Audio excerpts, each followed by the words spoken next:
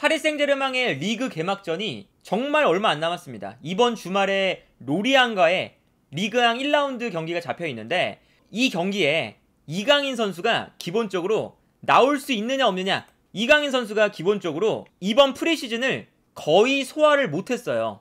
르 아브르와의 프리시즌 첫 번째 경기에서 44분을 뛰고 햄스트링 부상을 당했죠. 그 다음이 알나스르, 세레스 오사카, 인터밀란, 요 세 경기에 그냥 부상 회복 때문에 결장을 했고, 전북과의 경기도 사실상 부상 회복을 해야 되는 경기인데 이제 팬 서비스 차원에서 잠깐 나온 거죠. 그리고 잠깐 나왔을 때도 이강인 선수가 자신의 원래 자리, 중앙 미드필더나 오른쪽 측면이 아니라 최전방 공격수에 배치가 돼서 거의 움직이지 않는 역할을 맡았어요. 그리고 이강인 선수가 직접 인터뷰로도 햄스트링 때문에 조심하고 있는 단계다 라는 이야기를 했거든요. 그렇다는 건 이강인 선수가 어쨌든 지금 몸 상태를 회복하고 있는 단계이고, 몸 상태를 설령 회복했다 하더라도 프리시즌 경기를 정상적으로 소화한 경기가 하나도 없는데 곧바로 주전으로 나온다 라고 예상하기가 일단은 어려운 상태입니다. 그런데 이강인 선수가 선발로 나올 수도 있는 가능성은 어떤 게 있냐면, 네이마르가 약간 부상을 당했어요. 네이마르가 전북과의 경기에서는 풀타임을 뛰면서 그래도 부상 회복이 좀 빠른 편이기도 했었고, 리그왕 1라운드 경기에 나올 수도 있다 라는 얘기들이 있었죠. 그런데 어제 훈련에 네이마르가 내전근에 약간의 이상을 느끼면서 훈련에 나오질 않았습니다. 물론 이제 오늘 훈련에는 다시 참가를 하기 시작했다 라고 나오고 있긴 한데, 어쨌든 네이마르가 지금 부상을 당한 다음에 복귀를 하는 상태에서 현재까지 컨디션이 완벽하지 않은 상태예요.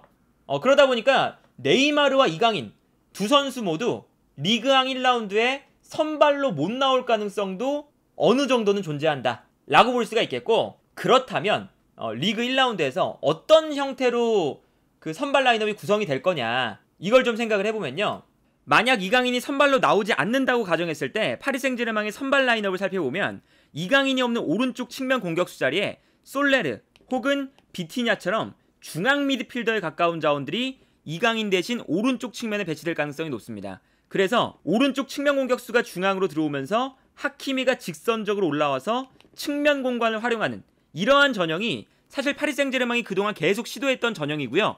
자연스럽게 후방에는 왼쪽 풀백에 리카 에렌데스처럼 왼쪽 풀백 겸 센터백을 기용해서 3백을 만들게 될 가능성이 높죠. 그리고 아까 말씀드린 것처럼 네이마르가 현재 경기에 나올 수 없는 컨디션이라면 네이마르 쪽에 가르비처럼 직선적인 선수를 배치해서 오른쪽에서는 하키미가 직선적으로 올라오고, 반면에 왼쪽 풀백은 리카 에렌데스가 중앙으로 들어가서 3백을 만들 때 가르비가 왼쪽 측면을 넓게 활용하는 형태로 파리 생제르맹의 공격이 구성될 수가 있고요. 여기에 더해서 오른쪽 측면 공격수가 중앙으로 들어오면서 오른쪽 하프 스페이스를 활용하다 보니까 왼쪽 하프 스페이스는 왼쪽 중앙 미드필더로 출전하는 선수가 한 칸 올라와서 자연스럽게 왼쪽과 오른쪽 하프 스페이스를 활용할 수가 있습니다. 그리고 여기서 우가르테가 약간 왼쪽으로 움직여주면서 자연스럽게 중앙 지역에 4명의 선수를 배치하는 형태가 되지 않을까 싶은데요. 네이마르도 없는 상황에서 이강인까지 빠지면 파리 생제르맹이 프리시즌 내내 경험했듯이 공격을 풀어나가는 게 굉장히 답답해져요. 그러면 어쨌든 지금 이강인 선수가 햄스트링 부상을 당한 다음에 어느 정도 시간이 지난 상태거든요. 한 3주 이상 지났기 때문에 이강인 선수가 드디어 훈련에 참여를 정상적으로 하고 있습니다. 이렇게 파리 생제르맹의 훈련 영상에서 이강인 선수가 드리블을 해서 슈팅까지 때리는 이런 장면이 올라왔어요. 그러다 보니까 이강인 선수가 그 전북과의 경기를 할 때는 팬 서비스 차원에서 나온 거기 때문에 스프린트를 하거나 아니면 슈팅을 하거나 이런 플레이들을 굉장히 꺼려 했었죠. 그리고 실제로 오픈 트레이닝 현장에서 이강인 선수가 슈팅 연습을 전혀 하지 않았습니다. 왜냐? 슈팅을 할 때 임팩트가 들어가는 과정에서 햄스트링에 무리가 올까봐 그러한 플레이들을 최대한 자제하면서 훈련을 받았었는데, 이제는 정상적으로 훈련을 받고 있어요. 그렇기 때문에 이강인 선수가 아직까지는 당연히 경기 컨디션이 올라오지 않아서 선발로 못 뛸 가능성이 아무래도 높지 않나 라는 생각이 들긴 하지만, 파리 생제르맹이 이강인과 네이마르가 동시에 없는 경기에서는 굉장히 답답한 경기들을 많이 보여줬었거든요. 그러다 보니까 4-3-3 전형에서 이강인 선수가 경기에 나올 수 있는 컨디션이라면 이강인 선수를 출전시킬 가능성이 꽤나 있다고 할 수가 있겠죠.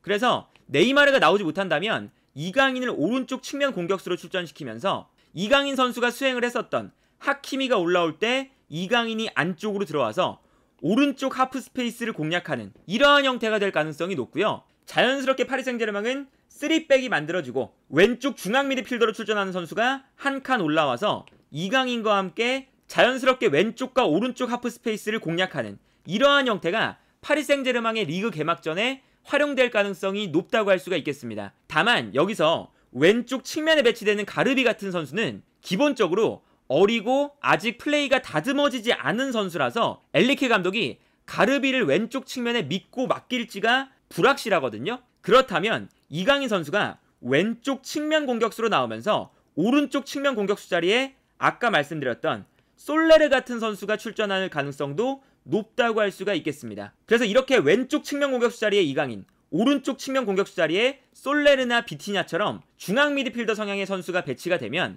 자연스럽게 오른쪽 측면 공격수는 중앙으로 들어오면서 하키미가 올라오고 왼쪽 중앙 미드필더가 올라오면서 파리 생제르맹이 아까와 동일한 3백 전형이 만들어지는데, 이러한 형태가 되면 이강인 선수는 왼쪽 측면에서 중앙으로 들어오는 것이 아니라 하키미가 오른쪽 측면을 넓게 사용할 때 이강인은 왼쪽 측면 공간을 넓게 활용하는 형태가 되지 않을까 싶고요. 이게 사실은 이강인 선수의 이제 장점이라고 할 수가 있겠죠. 오른쪽에 서면 오른쪽에서 중앙으로 들어와서 공격형 미드필더의 역할을 이강인이 할 수가 있고, 왼쪽에 서면 이강인이 왼쪽 측면을 넓게 쓰는 역할을 또 할 수가 있어요. 그래서 이제 이강인 선수의 활용법도 이렇게 다양하게 이제 풀어나갈 수가 있고요. 여기에 더해서 뭐 이강인 선수가 왼쪽 측면에 서는 게 약간은 부족하다 라는 생각이 들면 왼쪽에 솔레르를 쓸 수가 있죠. 솔레르가 프리시즌에 실제로 측면을 넓게 쓰는 역할을 수행을 했었거든요, 왼쪽에서. 그래서 솔레를 왼쪽에 두면서 4-3-3을 쓰고요. 이강인 선수는 아까 비티냐가 있었던 오른쪽 측면 공격수로 나오면서 안쪽으로 들어오고 하키미가 올라오고, 이번에는 이제 이강인이 있으니까 비티냐는 올라오는 게 아니라 약간 뒤에서 우가르테와 수비 라인 앞에서 플레이를 하는 이러한 형태가 또 만들어질 수가 있습니다.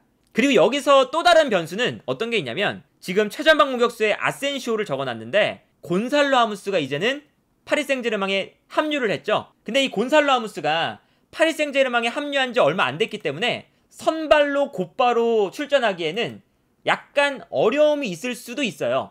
그런데 하무스가 그 벤피카에서 프리시즌을 이미 치른 상태고요. 그리고 프리시즌에서 몸 상태가 꽤나 좋았습니다. 그래서 프리시즌에 곤살로 하무스가 이미 득점도 3골이나 기록을 했었어요.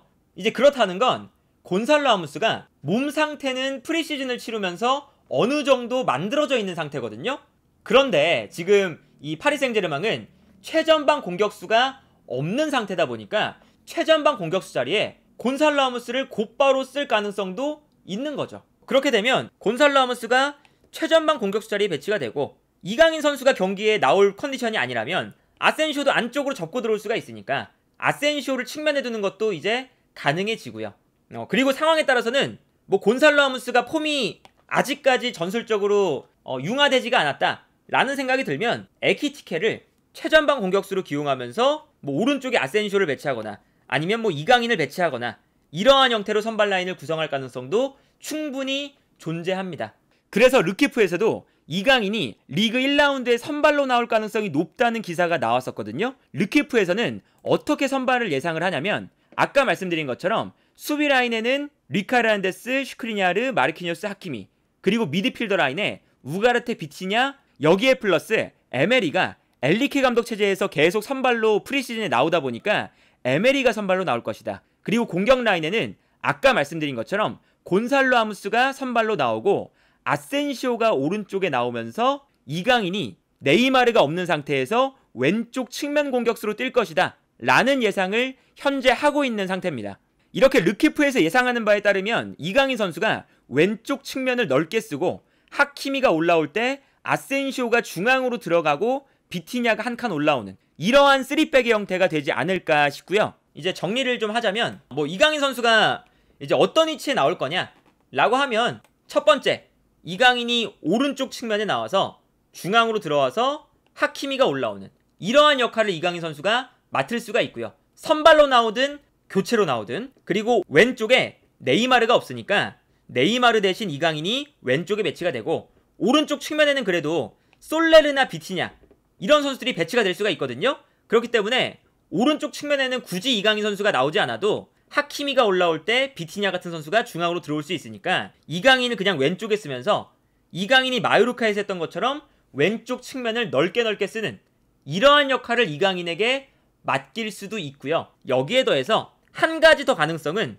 솔레르가 왼쪽에서 플레이할 수가 있으니까 이강인을 왼쪽 중앙 미드필더처럼 쓰면서 하키미가 올라올 때 비티냐가 중앙으로 들어오고, 그리고 이강인이 약간 올라와서 플레이하는 공격형 미드필더, 왼쪽 하프 스페이스에서 플레이하는 역할을 맡길 수가 있다. 그러니까 이게 본질적으로 이강인 선수가 다음 시즌에 출전 시간이 많이 보장될 것이라고 보는 이유 중에 하나가, 이강인이 오른쪽에서 뛰든 왼쪽에서 뛰든 아니면 중앙 미드필더로 뛰든, 그리고 중앙 미드필더도 심지어 왼쪽 오른쪽 다 뛸 수 있는 선수라서 어느 곳에든 그냥 넣어서 뛰게만 하면 되는 거거든요. 그래서 이강인 선수가 선발로 나올 수 있는 몸 상태만 된다면 아마 어떤 자리에서든 선발로 나올 거고요. 아직 선발로 뛰기에는 무리다, 경기 감각이 그렇게 올라오지 않았다 라고 판단이 되면 아마 벤치에 앉아있다가 교체로 나올 가능성이 크다 라는 생각이 일단은 듭니다.